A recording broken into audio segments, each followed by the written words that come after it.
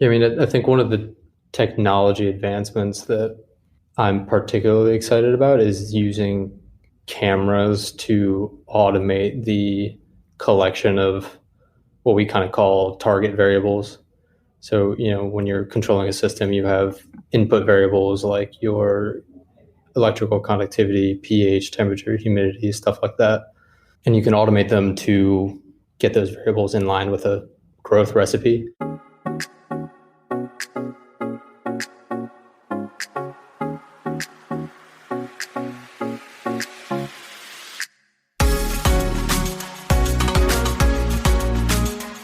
Welcome to the Vertical Farming Podcast, weekly conversations with fascinating CEOs, founders, and AgTech visionaries. Join us every week as we dive deep into the world of vertical farming with your host, Harry Duran.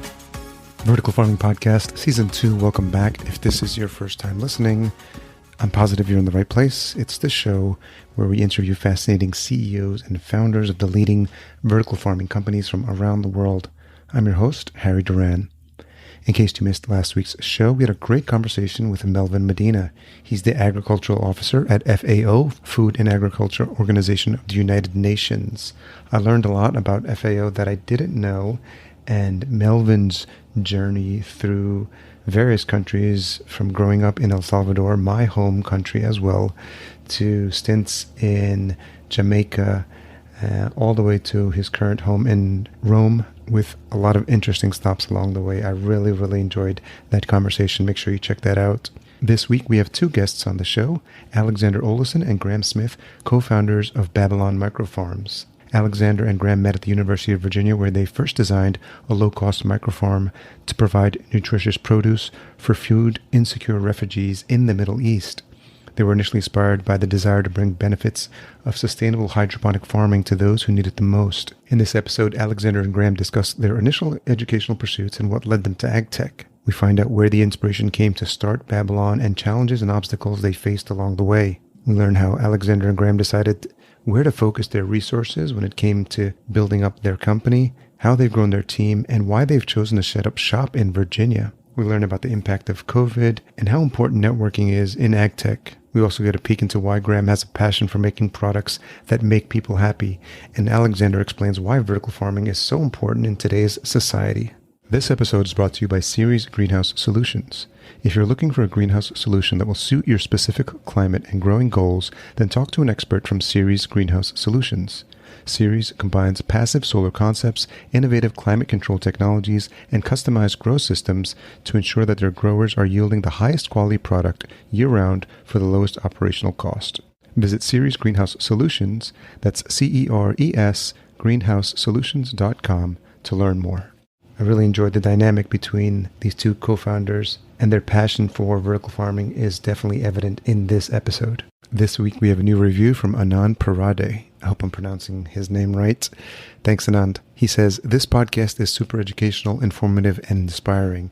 It is absolutely amazing to hear the stories of wonderful people. Loved it." Thank you so much.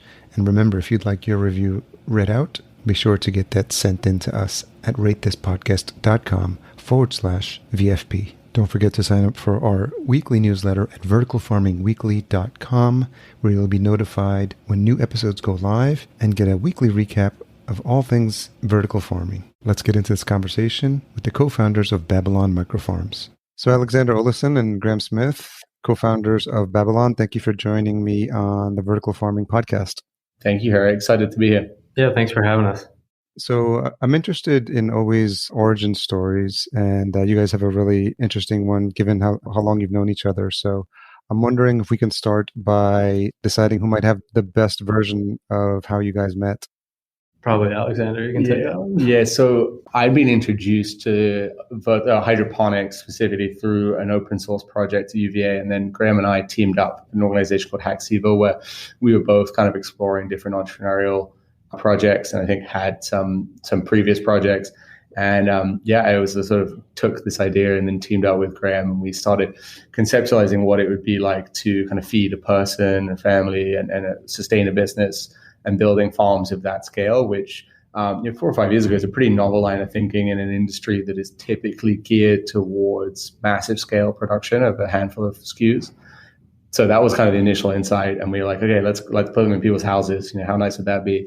We were blissfully naive at the time and started ripping down the fence outside to build our first prototypes. And it was very, very scrappy. And then we applied for a grant and we won the grant. And then we applied for another one. And it just kind of snowballed. I think at the first grant, it was like $6,500, which is a 20-something-year-old in college was a lot of money. And it helped us build our first like 5 prototypes. And it just kind of went from there. And that was kind of the beginning, and we've been doing it ever since. Graham, do you remember the first time you met Alexander?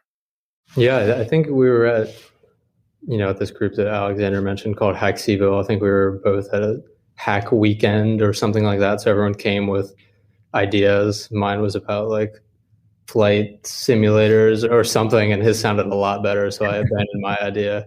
He was basically, talking about all the benefits of hydroponics, and just at the time was kind of focused on accessibility because the benefits are very clear, but there's kind of a lot of reasons that it hasn't permeated our culture and it is not as widespread as hopefully one day it will be. And so, we kind of set out together to try to address that.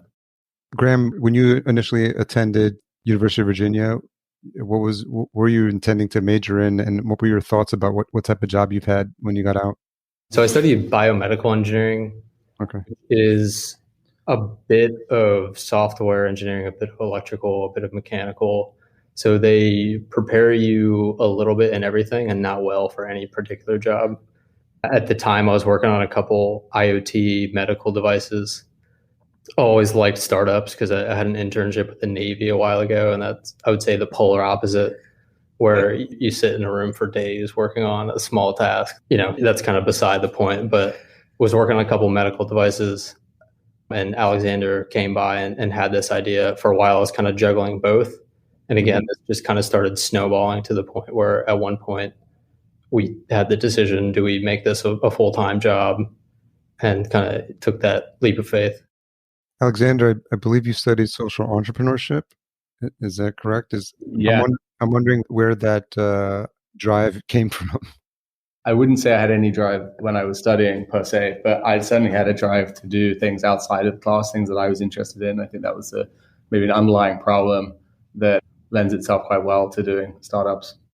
When did the world of, for lack of a better phrase, indoor AgTech, controlled environment agriculture, like when did that start to appear on your respective radars?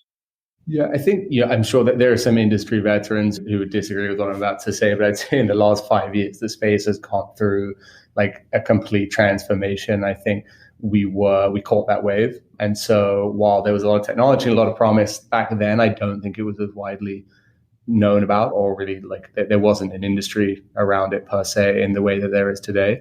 And so I think we were fortunate to do the research back then just based on the value of hydroponics itself, rather than any real understanding of the amount of money and investment that was going to come into space. And so I think the two things aligned. Like we were just genuinely interested and motivated by the sustainability benefits of hydroponics and accessibility. And then simultaneously, we just kept seeing like big funding round, new company, and like that whole kind of commercial wave coming. And so that doesn't answer your question, but I think the two things just coalesced, and we were in the crosshairs, and it just happened where we were riding this wave and suddenly building a company in the midst of all this activity, which kind of has always made our lives a little bit easier because investors are interested in this space. And so that helped us. Graham, coming from the technical side, was there something about, indoor ag tech or trying to tackle a problem of this scale that attracted you from a challenge perspective, or something that you felt it was new technology that you wanted to dig in deeper on?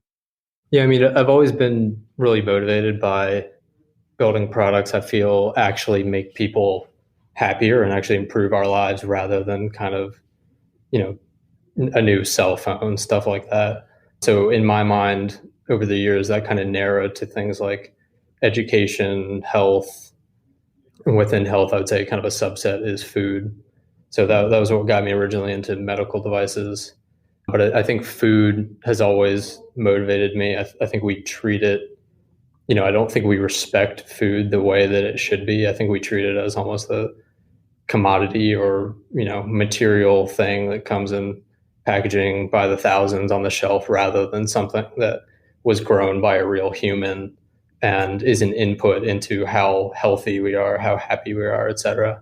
So when it sounded like there was a potential technology solution that could make better food more accessible, I think that really drove me.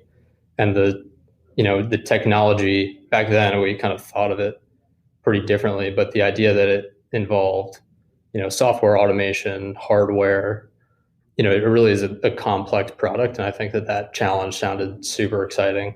And going back to kind of describe what we learned in school, I think it builds on a lot of different things that together make a, hopefully really useful end solution. Were you always drawn to technology when you were younger? Yeah, I mean, when I was a little kid, I was like taking stuff apart. My Xbox broke when I was 12 or something, and I figured out how to fix it, and ended up actually that was kind of technically my first job was fixing Xboxes and PS3s and stuff. I'd buy them by the cartload and turn them around. And I would say it only got to be a legitimate thing once I started working on some IoT medical devices for startups. I guess one was for an outside startup, one was for myself. But, health stuff has a lot of barriers to entry. In food, you can get started a little quicker. So even though it's kind of a complex product, it's a bit easier to get rolling. Do you remember the first computer you ever bought? First computer I bought? No, I don't. I mean, I've built a couple, but I feel like at our age, we had computers around us from like a very young age. Digital natives, I think is the term. I did find a box of old broken iPods that at one point I guess I planned to fix in my parents' house, and they were like, "Can you please take all your broken stuff?" Well, some of that old tech is valuable now. I think people are holding on to their BlackBerries and their Razor flip phones and stuff. So yeah, we threw out our old farm prototypes the other day. We decided they were not quite collector's items yet. That's pretty sad, though. Yeah. Alexander, when you start to think about who would make sense to partner with, when you have an idea, and it seems like the first project you worked on was Hackseaville together. Is that correct? No, it's a funny. I wish I could say there was like a light bulb moment or anything, but I do think in our case, like aside from just like getting on really well, and there's definitely like a yin yang situation where our just skill sets and work ethics complement each other. I think it's very much a gradual process, and I feel like Graham, was always like putting in the hours, just like didn't. And we as a student level, we were like trying to pull in all sorts of random people to help, and like Graham and I are just kind of the guys pushing it forward, and it just happened. So I wish I could say I was like, that was the moment, but it just kind of materialized. And I think there are so many factors in these decisions, and the same with the success of the company or kind of pending success is lots of things have to go right for it to succeed. And fortunately, they just seem to always line up for us, or have done so far at least. What was your biggest takeaway? Because it looks like Hackseaville, you were working on that for about a year. Is that correct? Yeah, I think we spent about 2 years trying to figure out what it meant to make hydroponics accessible. Like, is microfarming feasible? Is like this appliance category a real thing? And I think during that time, there was a lot of trial and error, and also trying to fit it around like class and like real world problems, also deciding whether you want to do this as a full-time job. I think those are all tinkering time, which I kind of discredit. I think those are just formative years, which I'm much more focused on the future now. We've got a good direction. Yeah. So we spent a couple of years just figuring stuff out, did some accelerators, learned a lot of the fundamentals. We were building farms, growing stuff, doing what we needed to do to understand what the direction was that we wanted to take this. And unfortunately, we found that. When did the idea for Babylon come up? And I imagine it was somewhere during the time you were wrapping up Hackseaville, but I'm curious just about that origin right there. I think the underlying theme has always been the same. Yeah, it's accessibility at its core, and it's also the feasibility of this kind of microfarming concept, which is sort of anywhere from a home to small scale production, which is kind of the opposite of the industry standard today. And so that stayed the same, but that's still a very like high level. Now we're in the weeds of trying to commercialize stuff. It's got much more specific.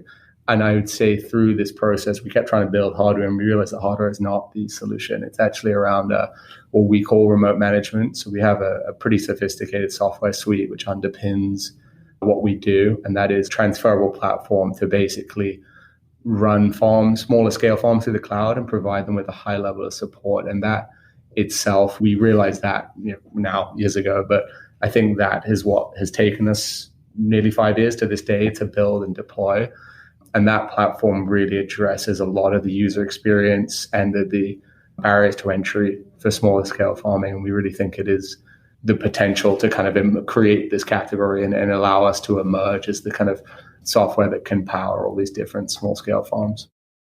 Graham, in that first year, I imagine there were probably sets of technical challenges that you may not have even been able to predict, and because there's just new experiences, technology you haven't worked with, or understanding what you would need to do in order to scale at the level that you were looking to scale. So I'm wondering if you can talk through, take us back to that first year and talk through like what some of the things you were thinking about as you were ramping up.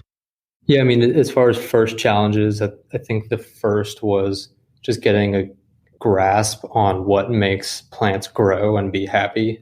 So, of course, that kind of starts with textbooks and researching online and stuff like that. But at some point, you got to get out the saw, make a hydroponic table and see how they do. So the first couple didn't have any automation or anything. It was just kind of us throwing some seeds in, seeing if we could get a good feel for irrigation, air stones, all the kind of inputs of growing plants. And, and over that year, we got a good understanding of that and how they respond to the different ways you can design a system. And we also got really familiar with the inaccessibilities of running a hydroponic system.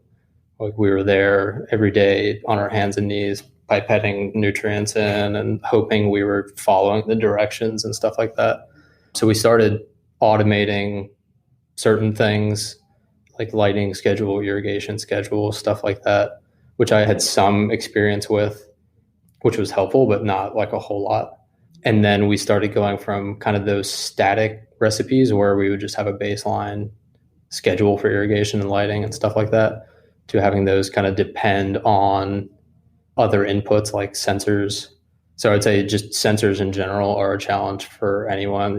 You see them on a website and it looks like a nice plug and play thing, but in general, when you're trying to actually incorporate them, there are headaches. So I'd say that was kind of the first 2 years, getting a good feel for plants that I think we carry through to this day that really informs any design we do. Normally we can strike off a lot of feature options and stuff like that just because we know it won't work. It won't keep plants happy and healthy. And then really just the beginnings of learning how to automate these farms. And we didn't have an app or anything at that point. It was all, locally hosted and controlled.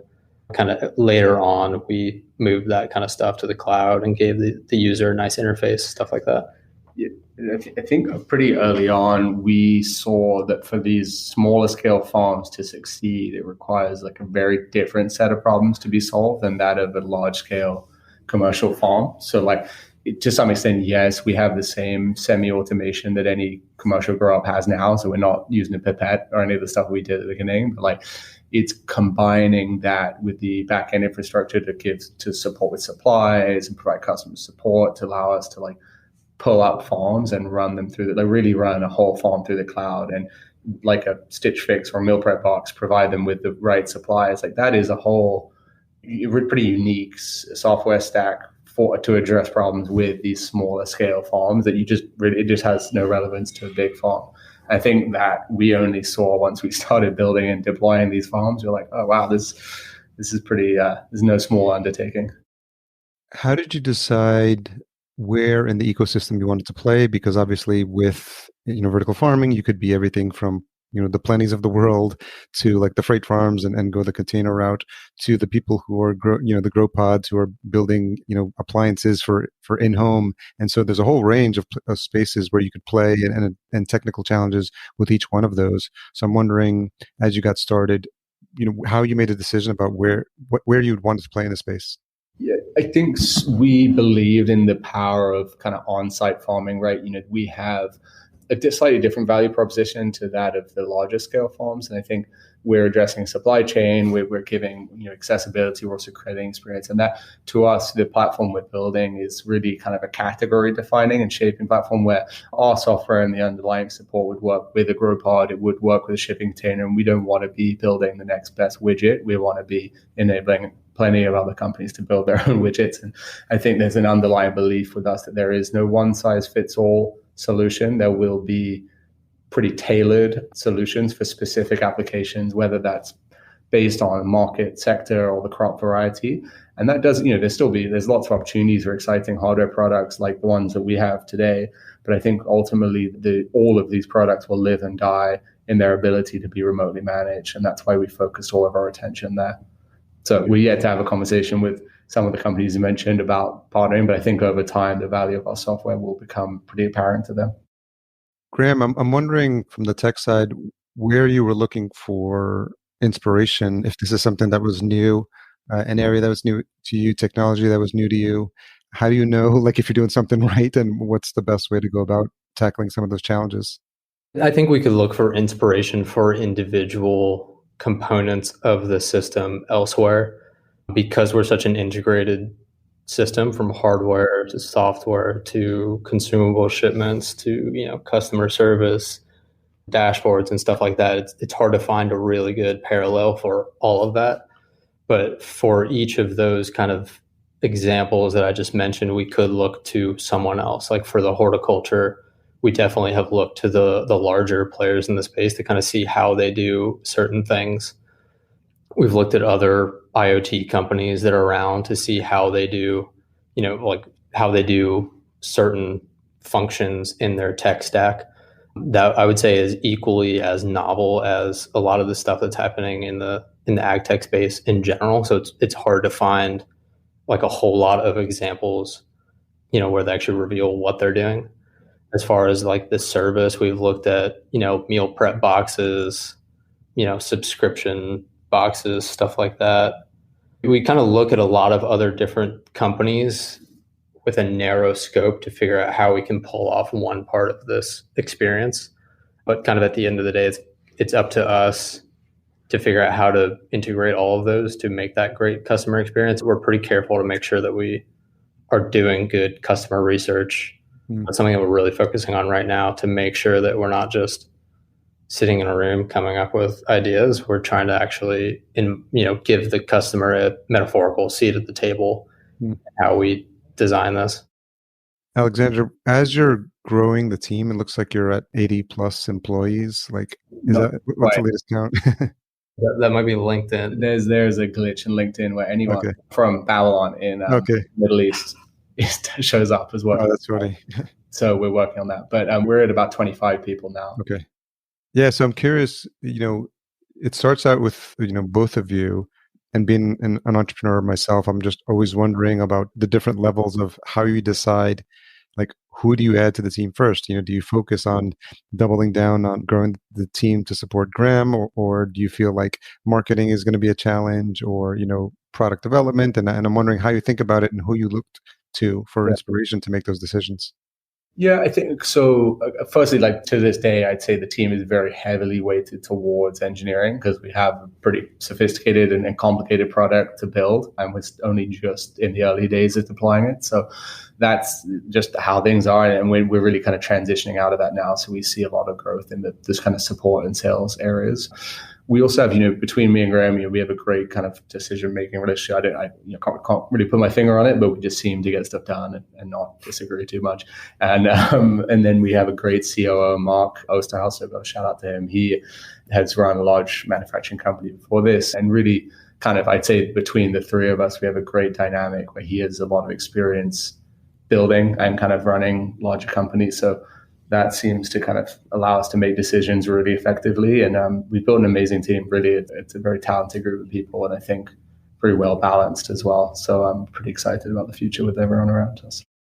And was there a conscious decision to stay in Virginia, or, I'm wondering what the ecosystem is like there to support like your growth? It's actually very funny. We get asked that question a lot. They're like, why are you in, well, we were in Charlottesville, we just moved to Richmond, and people are like, what are you doing there? And quite frankly, it was just kind of where we were. I'm not from America. I didn't really have a network. I had a network through UVA, and Graham's from Virginia too. And we got into an accelerator and we just kept building. I think it's kind of testament to the fact you don't need to be in the Valley, you don't need to be in New York. And so while we're certainly out there and we have invested there and all that kind of stuff, you don't need to be in those places. And I think we have really benefited from being in a smaller startup ecosystem. Charlottesville and Richmond both have very supportive networks, which I'd say probably much less competitive in many ways than that in other cities. And so we've really benefited from that. And it would seem that if you make a presence known in the community, you'd get the support of the business community in Charlottesville, in Richmond, because, there's probably not companies I don't know how many AgTech companies there are in Virginia, but I imagine you're probably one of the few. One. Yeah. One other one. I'm curious, I'd be remiss if I didn't ask what the impact has been from COVID and, talk about what happened last year. Anything that had to shift for you guys and what's happened since then? Well, I guess broadly speaking, I think controlled environment agriculture is probably one of the biggest beneficiaries, right? Just from a public perception point of view. Yeah. For us, there are certainly some challenges, right? We were not able to install farms at a lot of locations because they were either closed temporarily or not letting people in. So that certainly made us kind of reevaluate some things. And ultimately, we've seen a lot more demand than we've ever had before. So I think that we're not constrained by demand, but we certainly were constrained by the operating conditions and just the realities of COVID. And I think this year, fortunately, businesses seem to understand what they're dealing with and now much more willing to let us come in and install farms and kind of prepare for reopening. How much thought goes into form factor? Because I noticed that a lot of the units are customer facing, and as opposed to some other solutions where they're inside the building and people just see the output that comes there. But for, with a lot of your units, people are interacting with them. I think one of our underlying beliefs is that you're still farming, right? You're still growing stuff. And as wishful thing as it may be, that you can never fully automate it, can never be perfect. And so I do think our units look really good, and that's intentional, but they are quite industrial, inside, we're not trying to make a perfect appliance or a luxury appliance. I think we kind of accept the realities of growing, and then so we have a lot of software and support features, and that's a huge part of our service that we offer is making our customers get the most out of these farms. And so, we try to blend kind of aesthetics with just straight functionality. I'm wondering what interactions you've had with other folks in the AgTech world. I don't know if you were going to conferences before COVID. So I wonder if either of you could talk a little bit about any of the relationships you built up with other players in the space and just the general network of people in the vertical farming AgTech space.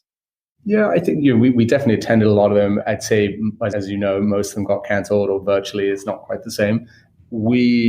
I would say only towards last year were people starting to really kind of take what we were doing seriously. I know at the beginning, the concept, even shipping container farming, has a pretty bad rep in some circles. And I'd say InFarm, we would say is our main, the main company in this category alongside us, I guess our competitor to some extent, they made the public aware of this concept and the viability of it. So I think that's helped us a lot. And the ripple effect of that is that we've been able to build some great relationships with large indoor growers who I think see what we're doing as a potential, exciting complement to what they're doing. And I think from a customer awareness, brand awareness point of view, our farms or farms like ours, like InFarms, can add a lot of value to the large commercial growers. So that's been the kind of foundation of some of the relationships we formed recently.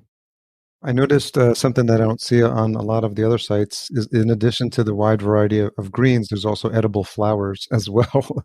And I'm wondering if that was a conscious decision or if that's just the nature of the relationships you're building with restaurants or specific consumers. Yeah, so I'd say our end goals are slightly different to that of a large grower. So really having exciting varieties that are not that commonly available and kind of curating them in a way that's accessible to consumers, especially some varieties that are not traditionally available in supermarkets, really is a huge value add of what we do. So that's the driving factor, and they grow well. That always helps. Graham, you said something earlier when you first got started, you were interested in making products that made people happier. And then when you were talking about the plants, you were talking about how you were creating an environment to make the plants happy. So I'm curious if that's where those lessons were taught, or if that's something that was ingrained in you early age. I'm wondering what the genesis of that thought process is. That's a good question. I think I should ask myself that, because I don't know if I immediately have a really good answer, but definitely when I was younger, I just liked, consumer technology. And you might notice that I literally use that as an example of what I am not that interested in anymore. But I had dreams of working for Apple, like designing their next iPhone or something like that. I actually applied to Apple when I was 16 or something, because I was already actually repairing their devices, more black market style than at the Genius Bar, and got denied. And I don't think that's why, but I don't know. I've always I've grown up around a family that really cares about food. One in my family had kind of a bad experience with, we used to eat fast food and stuff. It was when I was really, really young. I ate a lot of fast food. Someone in my family had a lot of problems with that, like serious, health issues. And so our family as a whole kind of flipped to using food for nutrition to stay healthy. So we started going to farmers markets and just being really conscious about what we eat. So, food has always been a really important thing to me. And honestly, I don't know why I started thinking about products in that way. I'll think about it and I'll get back to you. Well, it seems like an interesting mix, because you did have food is important, as you said, and then you have a love for technology. So I can't think of a perfect mix of putting those two interests to use in working with a company like Babylon now. Yeah, in hindsight, I think it's the perfect job for me. Like I love the startup culture, working in a small team of scrappy people to get stuff out quick and innovate rapidly. I love food, and I love being able to engage other people with their food. Going back to what Alexander said, I think modular farming and the larger farms, I think it's not one size fits all. I think they'll all prosper, and I really hope they all prosper. I think one of the values that we can provide is actually engaging the end customer. When you see a clamshell of hydroponic great lettuce on the shelf of the grocery store, you're not getting the whole picture when you're comparing that to the stuff that was grown in Salinas Valley and trucked 1,000 miles. But when you see it growing 5 feet from your plate, and you can scan something in an app and it gives you a lot of information about how that was grown and what that means for your health and the environment, I think that's completely different. And I think the benefit to that person is much beyond their experience with our farm. I think that we can kind of be part of helping people respect their food a little bit more. So you can be the Steve Jobs and Wozniak of vertical farming then. Yeah, we just need to don't get turtlenecks too ahead of ourselves, but we'll take it. Alexander, I'm wondering a similar type of question for you. Like, where did this come from? Obviously, there was an idea towards that in terms of how you picked your major, but why is this idea, this concept, important for you?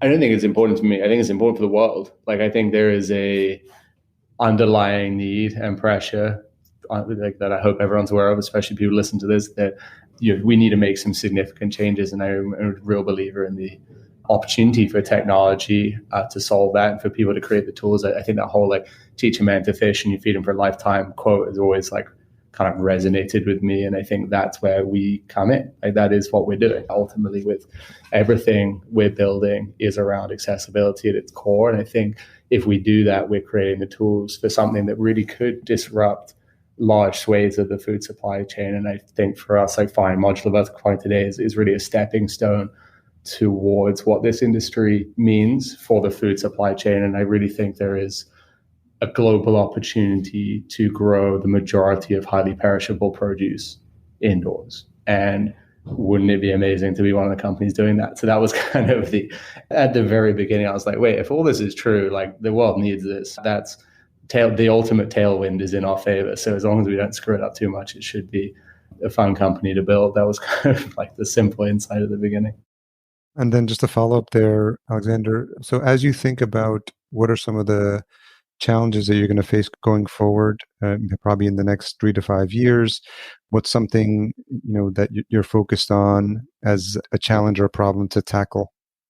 We could have a couple more episodes on that probably. But I think ultimately deploying products like this successfully and distribution nationally and internationally is going to be a huge undertaking. It's certainly doable, but it's really that's what we're focused on. Is kind of getting that critical momentum with our current products, and we have some promising signs. I think also expanding our product catalog in the nearer term as well, I think, is very exciting, but certainly with its challenges. Graham, what's something that keeps you up at night? Something that keeps me up at night.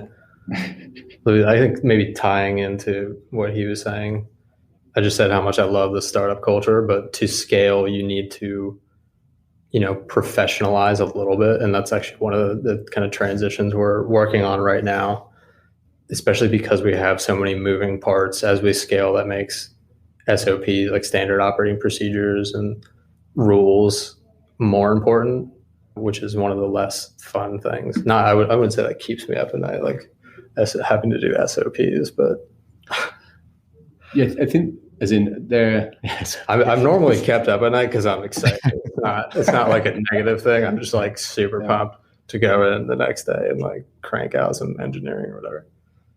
Yeah, I think there's some underlying research we're doing, and I mentioned we're solving very different problems, which is great for our products, but scaling that and combining with some of the National Science Foundation research we're doing. I think if some of those things line up, it gets really, really exciting because it is like truly groundbreaking, and we've got some independent pieces of technology which have applications across the industry, but they're still in very early stages. So, I think it's just, can we push through with our current product and implement these features? And once we start deploying them, it will become pretty clear whether they're working or not. And if they do work, things are going to get really exciting for us. Do you see partnerships, alliances of any sort in your future? Oh, absolutely. I'd say I'd like to think we promote collaboration at every step. I think both with the indoor growers and like large indoor growers and with small ones, we have solutions from private labeling our current units to licensing software. We're really quite an open book. And I think the way we've designed the system is pretty flexible. So we do actually see a lot of interest from the industry today around that. And hopefully that will continue to grow. Have you been approached by anyone in the community about efforts to use this as an opportunity to educate upcoming, people in even some of these poor neighborhoods, where there's like food deserts, and just teaching people about this new wave of indoor agriculture? I think I've seen a common thread in a lot of these conversations that there's a really good opportunity to just educate just a whole new generation of people about, new careers in this space. Yeah, I think you're spot on. There, I guess to unpack that a little bit, there's like the education angle, and then there is the return on investment among food deserts and creating affordable produce. I think there are avenues for us to do both of those things, but they're not our focus at the moment, just because we have to focus on what we're doing. But I think as we grow, those are the kind of two next logical steps for us, is to create probably more of like a curriculum around what we're doing so it can be used in schools, and then also develop some lower cost systems that can supply much more affordable produce at a small scale for communities and organizations in food deserts. So it's on our radar for sure, and we want to do it. It's just not right now. Question for both of you. Alexander first. So when you think about the convergence of the price dropping with all these technologies, but also the advancements in the space, can you think of one or two things that has you excited in the space itself? Oh, yeah. I think the opportunity for subsidies in the space is humongous, and I wish people were talking about it more. 2020 Farm Bill created the Office for Urban Agriculture. I think there are some like very early, like quite small grants, but if indoor agriculture was subsidized anywhere like wind or solar energy, it would be phenomenal. That's what I want people to talk about, and I don't think they are enough. Graham, what comes to mind? Yeah, I mean, I think one of the technology advancements that I'm particularly excited about is using cameras to automate the collection of what we kind of call target variables. So, when you're controlling a system, you have input variables like your electrical conductivity, pH, temperature, humidity, stuff like that. and you can automate them to, or actuate on them to, get those variables in line with a growth recipe, which I think is, what most of the industry does. But I think one of the things that you're starting to hear about at the fringe, some really forward-looking companies, is using cameras to automate collection of the target variables, which are plant health, plant shape, plant growth rate, stuff like that, that you actually should be, manipulating the input variables to optimize the plant health ultimately, which normally requires a expert, to go around and, tweak those variables to grow better plants. But you'll see that some companies are actually starting to use cameras to automatically detect how healthy, how well these plants are doing. And then the kind of step after that is correlating that to all of your automation to continuously improve your growth recipe to get better and better plants. So I think we'll see more yields, healthier plants, more nutritious plants, tastier produce, all of which are huge benefits to the end consumer. That's kind of one of the things we're working on with our NSF research. And I know there are at least 3 to 5 other companies with similar goals. So I hope, I hope that technology ends up being as successful as it sounds. How far away do you think that is? Is that, we're talking months, years? I think a bunch of people, including us, are kind of testing it now. Our application, again, is kind of different than at a large scale grower. They just have different requirements, different needs, different price points. But there are companies starting out with it in larger scale ag. From my understanding, it's more of beta testing. And I think a lot of people are kind of successfully calculating those metrics. And I think another challenge is actually using those to affect the growth recipe, or in some cases give suggestions to the grower who's actuating on those variables. I think we will probably deploy something with that whole feedback loop in about 18 months. And we've been testing it kind of up to this point. Another question for both of you. What's a tough question you've had to ask yourself recently? Don't have too much of a weighted pause. I know you're recording. Well, the good thing is we can edit out the pause. So I think there are a couple of things. So we're under NDA, so we can't talk about it. Like in general, like something about, typically it's something, you're thinking differently, or either a business challenge or personal challenge. I think, there have been numerous points where we've switched like direction, as you have to do. I think it's very healthy to do that. But like, for instance, we've ceased all interest in the consumer product space. That was a huge decision at the time. And I think I wanted to do it still for a little bit. And I think we came to the right conclusion. And similarly, we had a couple of, I think focusing is really where a lot of this comes down to. I think it's not doing stuff. It's not like, I would say that's maybe the most diplomatic answer, but it's probably true. It's like usually deciding not to do stuff is really where if there is any kind of like disagreement, it's usually around that, which I hope is pretty healthy because it shows we have loads of opportunities. It's just about choosing the right ones. Yeah. So just I think one more thought as we wrap up. Can you think of folks in the space whose work you admire, or anyone that fall into the category of maybe mentors or people that you work with and that you're sort of keeping an eye on as well because they're doing some interesting work? Yeah, I think both of those for different reasons. But Second Chances, Ajit George is phenomenal, and I think that's a very like honest mission and a fantastic business application where Profit Planet people publish something like that, but they really do tick all the boxes as a true social enterprise, which I think is close to what like our heart when we started, and doing it at scale with this kind of, it's just very clever the way it's done. I think it's really cool. And Square Roots, I think, they're pretty pioneering in a lot of ways, and great team. And then they've made the most of shipping container farms, which I think was a challenge segment, and they're showing that it can really work. Very cool. Well, I want to thank you both for taking the time to share the story of Babylon. It's been interesting to see the wide variety of companies that are in the space, and that I think what's tying everyone together is this mission for doing better for the planet, as Alexander mentioned. So it's exciting to see what you've been working on, and you don't see a lot of founders able to partner together as both you have, sometimes successfully. So I think it's probably a testament to your friendship and your ability to work together. So I applaud you on that. So where's the best place for folks to connect with you individually and to learn more about Babylon? As I think LinkedIn is always the way, and then check out our website, BabylonMicroFarms.com. Thanks again for sharing your story. I appreciate you taking time. Thanks, Harry. Thank you for the time, Harry. Thanks to Alexander and Graham for sharing their inspiring story. As always, full show notes are available at verticalfarmingpodcast.com. It includes a summary, timestamps, links mentioned, and a couple of quotes for you to share on social. Special thanks to our episode sponsor, Ceres Greenhouse Solutions. Ceres creates sustainable growing environments by combining smart design, innovative technology, and dynamic partnerships. Learn more at ceresgs.com. That's CERESGS.com. Podcast production and marketing provided by Fullcast. Sign up for a free podcast brainstorm at fullcast.co/chat15.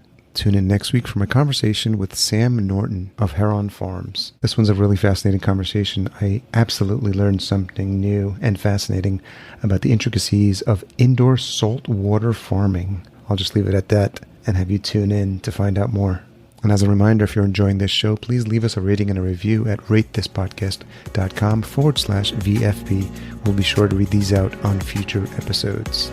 Until we meet again next week, here's to your health.